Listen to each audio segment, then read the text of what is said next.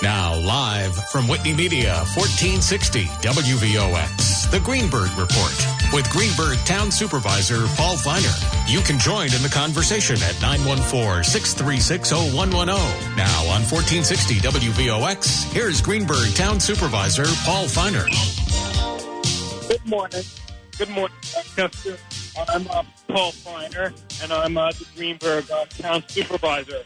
Over 40 years ago, a bold group of parishioners at Grace Church identified an emerging homeless problem in Westchester County, and they tried to do something about it. They built up an organization, which is now called Lifting Up Westchester, and the goal is to provide hope to Westchester County's men, women, and children in need by providing them with food, shelter, and support, and lifting them to greater self-sufficiency with dignity and respect. And today I have as our special guest Anahaita Kotval, who is the Chief Executive Officer of Lifting Up Westchester. Thank you so much for joining us. My pleasure, Paul. Could you maybe tell us just a little bit about yourself and what got you involved in Lifting Up Westchester? Sure. So I grew up in Hartsdale and am almost lifelong resident of Westchester County. My parents moved here from the Midwest when I was 5, and I'm an attorney by training and worked in government as a prosecutor and in-house at an investment bank, but had always been sort of involved in various nonprofits and other issues that I cared about throughout my professional career.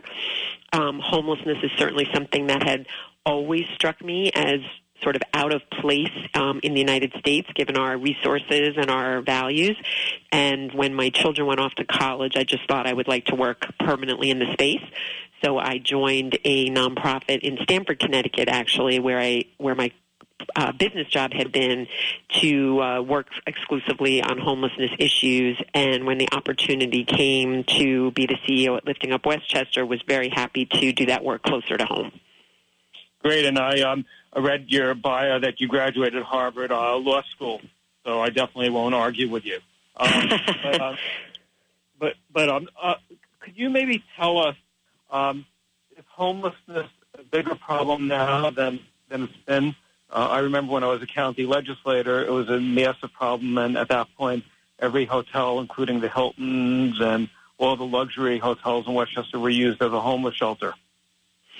So I guess it depends on how you look at the question. I think on the one hand, so we do an annual count of the homeless across the country, actually, and Westchester participates in that count. And we do the count in January on a cold night from 9 o'clock at night to 2 in the morning, because it's believed that's when you'll really, see who still has no choice but to be outdoors.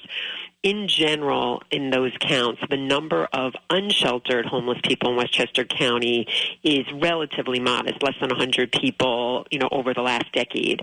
So that's the positive. The negative is that doesn't include the over 1,800 people that are living in shelters and other programs around the county, which are temporary housing. And so, 1,800 people a night is a lot of people.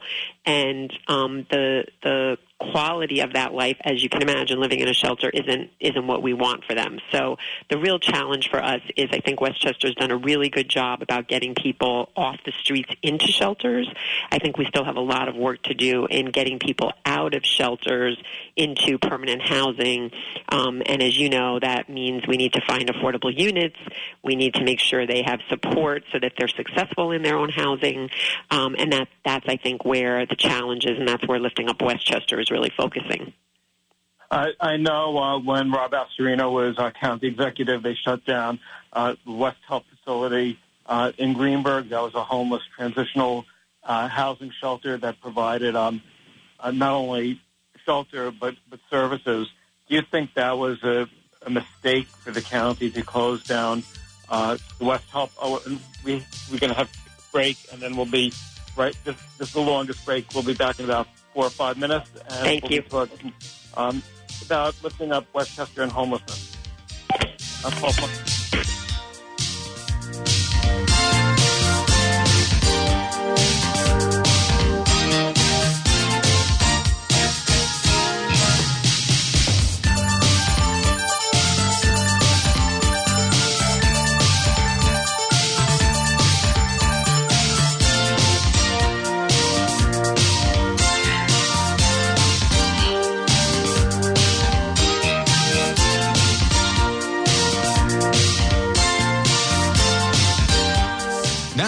to the Greenberg Report on 1460 WVOX. Once again, here's Greenberg Town Supervisor Paul Feiner. Hi, I'm Paul Feiner.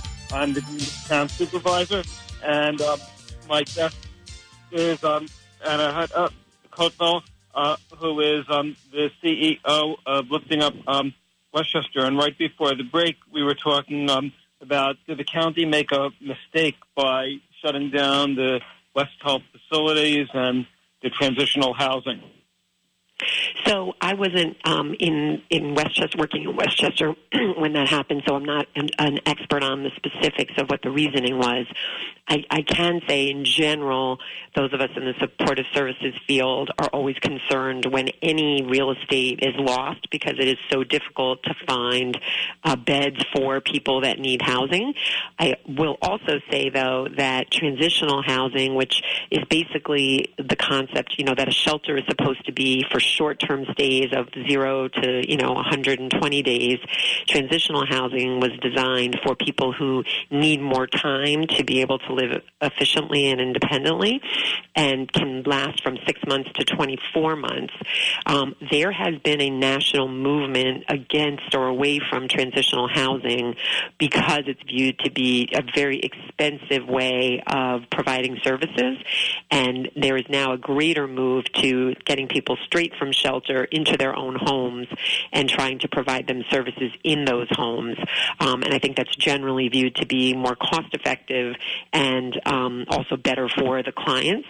So I don't know what the county's motive was for closing that facility, but there certainly was a trend away from transitional housing. The real question would be, did they find a place to house those people that was better, or was it really a net reduction in beds? One of the other thoughts I had is this past week there were many, many protests all over Greenberg, all over the United States relating to Black Lives Matter. And everybody's saying we don't want we're not going to condone racism and inequality. Do you think that people who protested are going to be more inclined to support affordable housing in their area? Because one thing to attend a protest, it's another thing.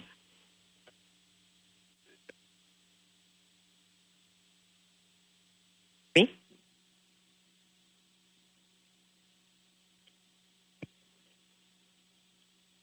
Hear me?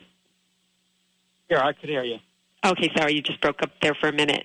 I think it's a really good question. I certainly think that the passion that so many Americans, not just Black Americans, have shown in response to the horrible activities of the past couple of weeks in terms of the killing of George Floyd and the other vicious attacks on Black citizens is really impressive and shows that more people than we realize do understand that there's sort of a history of racism in this country. I'm not sure, though, that everyone translates the very severe, intentional type of racist activity that we saw in the last few weeks and that people are protesting about.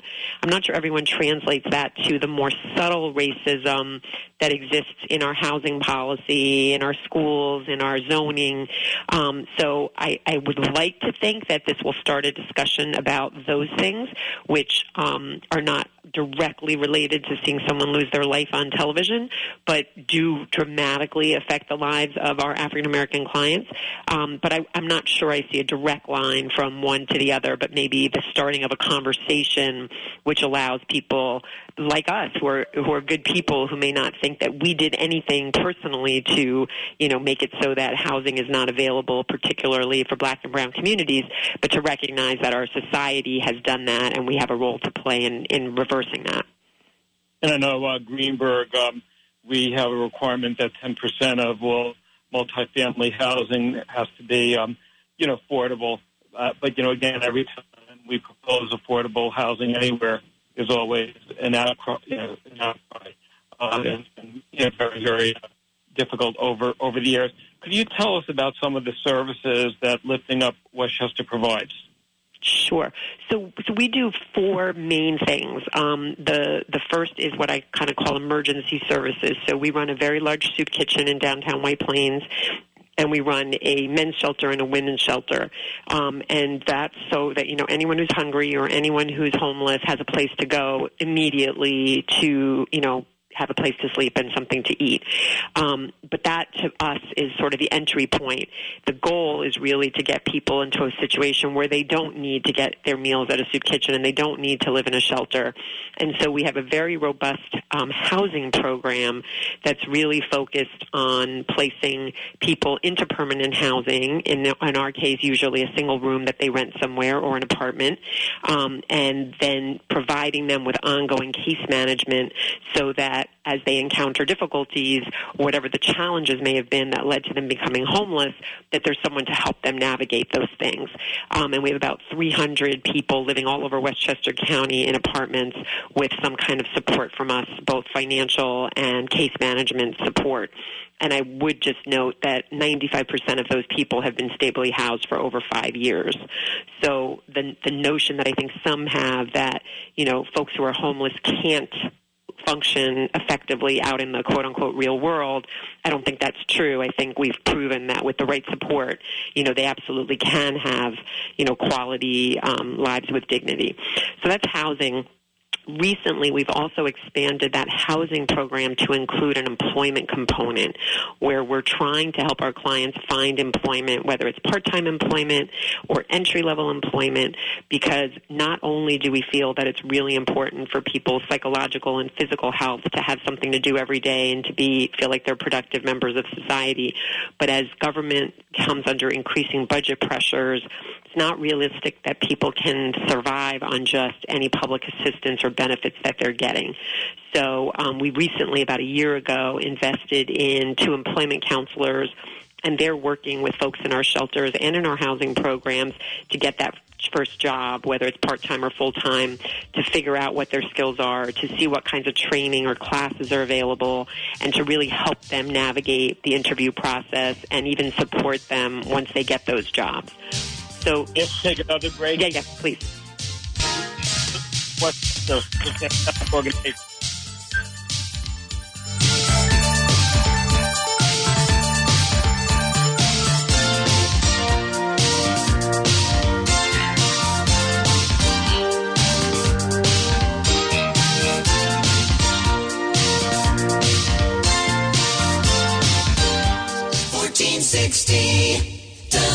WVOX.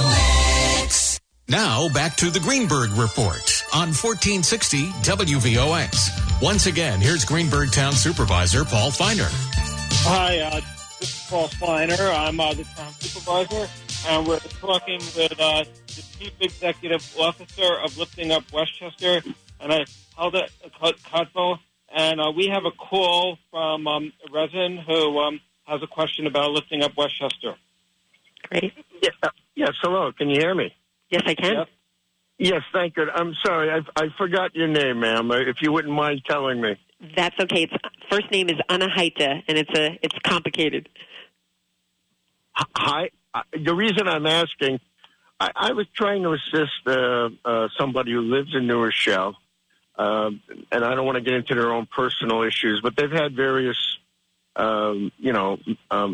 mental issues. They're not, they can manage themselves, but they have certain issues. And they were in housing through the Guidance Center of New Rochelle. I don't know if you know the organization. Yes, I do. But anyway, to make a long story short, she's encountered some problems, and they wanted to evict her from her apartment because of the coronavirus that's on hold to the end of this month. She wanted to have her Social Security benefits given to them directly, but apparently they never processed it or something happened. But because now there was an eviction proceeding against her or something, no organization in Westchester wants to help her get housing. Now, I don't know if your organization has a blanket rule like that if any of your clients get into financial problems and then they're no longer eligible for service. But I'd like to at least let the lady give you guys a call to see what you think might be done, because I think at the end of this month, the eviction proceeding might go forward, and her and maybe a lot of other folks like her are going to be on the street. So, if you could give me your phone number again and your name, and I apologize. I would like at least let her talk to you. No need to apologize. I'll have one of I'll leave you the number, and then I'll have one of our housing managers give her a call. Actually, the easiest thing would be, just because a lot of us are working remotely in and out of the office, let me give you my email. It's okay. Yep. Well, I'm sitting outside and I have nothing to write with. Okay, then you know what? But if I could leave my email address, and if you could just email me some info. Happy to do that. That's very nice of you, ma'am. Okay. And I will just say, I do know the Guidance Center well, and it's a good organization. I don't think any of our organizations would not help someone because they have an eviction on their record. I think what they're saying is it is very difficult to get land. At the end of the day, unless we're housing someone in units that we own, and nonprofits, only own a very small number of units, and they're usually full. We have to get landlords to take our clients, and we do that by offering some subsidies, but also by promising them that we're going to be there to support the clients when they have issues. But some landlords will not take someone who's had an eviction history, especially if they know that they have special needs and are working with a social services agency. So my suspicion is that's what they've been saying. I don't want to go over the whole case with you, but understood. Myself, she's the daughter of a vet, and it's a whole big story. But please just share your information. We'll be happy to try to help. All right, but if you could leave your name and contact, I'd appreciate it. I'll hang up and then call back, and maybe the guys can give me your info, or should I hold on and they'll transfer me? Okay. Hi, great. Another question that I have also relates to housing. There's so many people like me every single week looking for housing, and I've referred a lot of people to Westchester Residential Opportunities. Is your organization Lifting Up Westchester?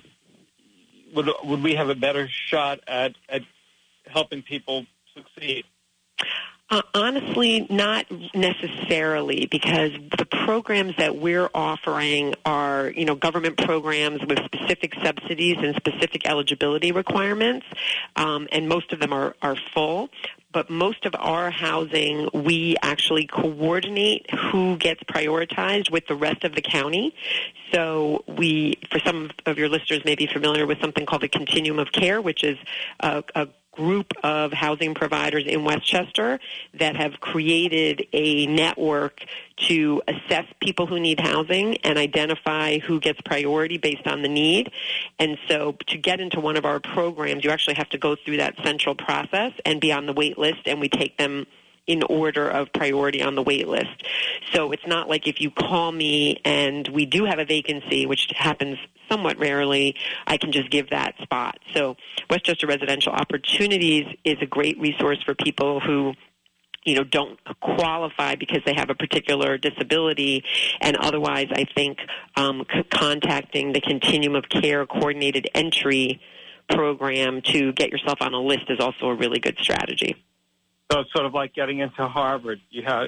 Some people are lucky, but it's very, very difficult. I think it's a little better than that in the sense that there is a formal assessment. It's not a who you know situation, but the housing that organizations like ourselves provide is for people who have had a history of homelessness or a history of substance abuse, or each program has a specific challenge that it's targeted to assist.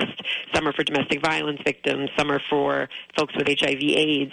So if you're just low income, and I don't mean that the way that sounds, just low income, and you don't have one of those other qualifying conditions, those programs are reserved for people with those special needs.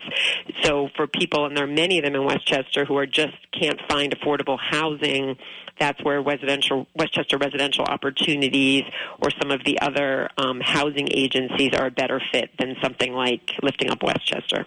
Right, and again, the problem is not the desire to help, but the lack of, resources. Do you think that the recent COVID-19 crisis, which has left a lot of people out of work, is going to create a much greater problem in Westchester County?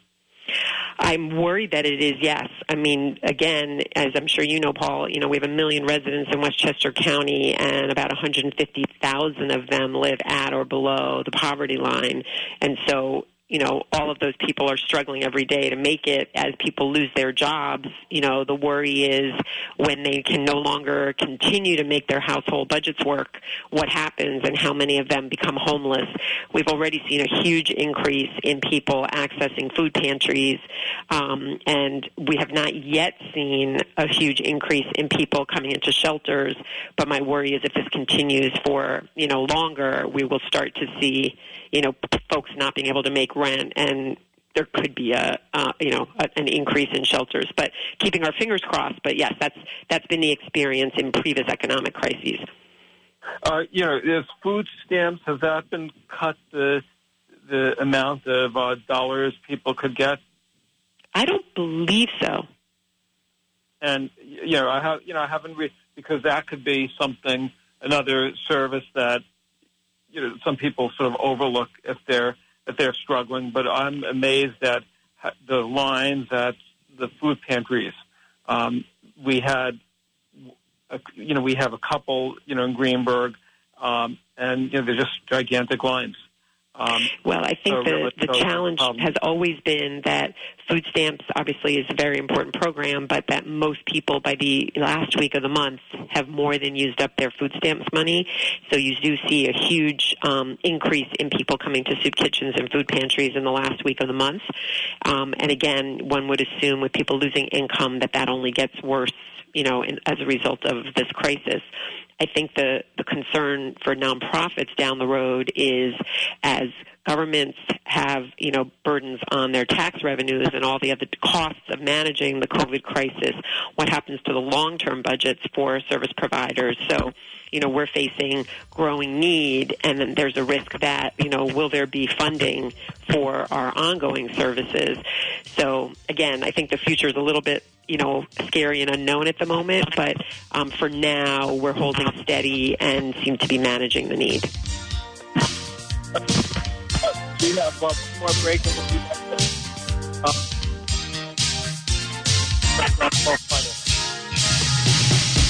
1460 WVOX. Now back to the Greenberg Report on 1460 WVOX. Once again, here's Greenberg Town Supervisor Paul Feiner. I'm Paul Feiner, and my guest is Anahaita Kotval, who is the CEO of Lifting Up Westchester. I wanted to ask you how people could contact Lifting Up Westchester if they have a problem or concern. Sure. So you can go to our website, which is www.liftingupwestchester.org. And on the website, you'll see the contact information for our main office and for each of our different departments. And I should mention, Paul, that in addition to the shelter and soup kitchen and then the housing and employment programs I described, we also operate a large home care agency that sends, home health aides into people's private homes to take care of them so they can stay in their homes. And last but not least, we have a fairly extensive children's program that works on making sure that homeless children in the public schools have the support they need to graduate on time and have plans after graduation, college, working, whatever it may be. And we serve about 450 kids who are living in shelters around the county to make sure that they graduate. And our graduation rate, by the way, is 99% for our high school seniors. So if any listeners are interested in any of those programs, they can go on the website and they'll see who to contact for each. That is, fantastic. You've had some success stories also. Could you tell us, a couple stories that, you're proud of? Sure. So, every year we probably place about 60 clients who have been living shelter into their own apartments, and maybe a third of those into jobs. And every one of those is obviously a major victory for the client, but also for us. But I'll just share with you is we had a client who came to us about 15 years ago who was released from prison and was in the shelter. Had a bad time of it because his life before prison had not been one that would have ever thought that he would be in a homeless shelter.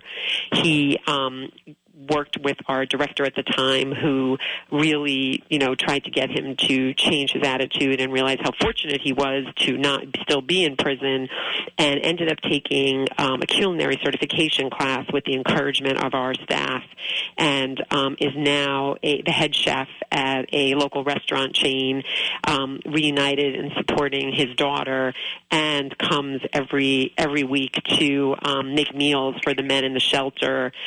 Work comes in at 5 a.m. to prep and get the meals ready, and then goes on to his day job. So just a great example of someone who not only turned their life around, but found their passion and their calling, and has found a way to kind of give back to the community that supported him. And we have stories like that all the time, which is what makes a very difficult job manageable. That is great. And you've had experience working in the private sector and also now in the not-for-profit. Do you find that obviously the private sector is much more financially lucrative? Do you get more satisfaction doing this?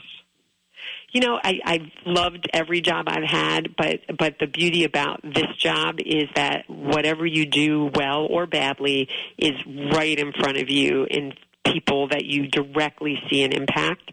And so on good days when you see people succeeding, it's just there's nothing better. On bad days when the client's struggling, obviously there's nothing worse. but the direct connection between your efforts and your output and a human life is very satisfying. I will also just say that, it is hard work, and I do a lot less of the hard work than my staff. But the one real privilege of this job is you see the tremendous goodness in people. There is not a day that goes by at Lifting Up Westchester where someone isn't dropping off something for our clients, offering to do some creative fundraiser. We have people who have written cookbooks and had the proceeds go to us. We have kids who have knit socks. We have religious groups that have come and done services. I mean, it's just really tremendous. And this is a tough time, and we're seeing some of the worst in people. But one of the beauties of this job is you also get to really see the best in people. Yeah, I know. A couple weeks ago, I posted on the town website. Grace Church had sent me an email saying that they needed food, and somebody in Hartsdale saw the email, and he took his van and he's made his house basically available, and people were dropping off food, and he was actually taking his van and just going house to house, picking up the food, and then dropping it off at the church. And I should probably just clarify for our listeners that, as you mentioned, our organization was started 40 years ago by parishioners at Grace Church, but we are two separate organizations. So that program is being run by members of the church, and they're giving out groceries. Lifting Up Westchester is a 501c3 non-denominational. We operate the soup kitchen, but we happen to rent space from the church. So sometimes folks get the two programs confused, and we always want people to know who they're supporting.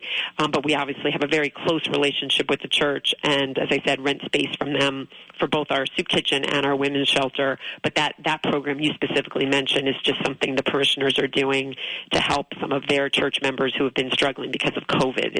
It's a relatively new program. One other question that I had is, as an elected official, do you have any advice? What do you think I should be doing that I may not be doing to help make life better for people who are less fortunate?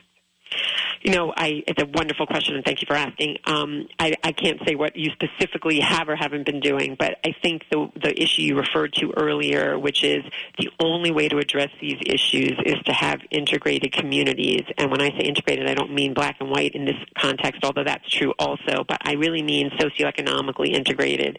And every community should have a mix of housing, should have a mix of incomes, not only to share the burden of, whatever the costs are of those services and those programs, but also because I really believe that is what leads to a healthy community where there's opportunity for everyone, where education is the same for everyone.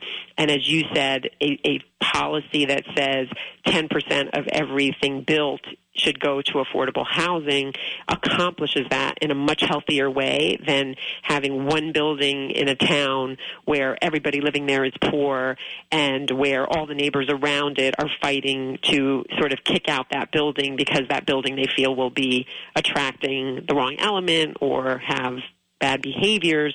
How much better would it be if in every apartment building, there might be some poor people there, but nobody knew because, when we all come to the apartment building, it's our home and nobody has to know what anybody's income is. So, pushing for those types of policies, I think, is what we need from all of our elected leaders. And I know Greenburgh has the 10% inclusionary zoning.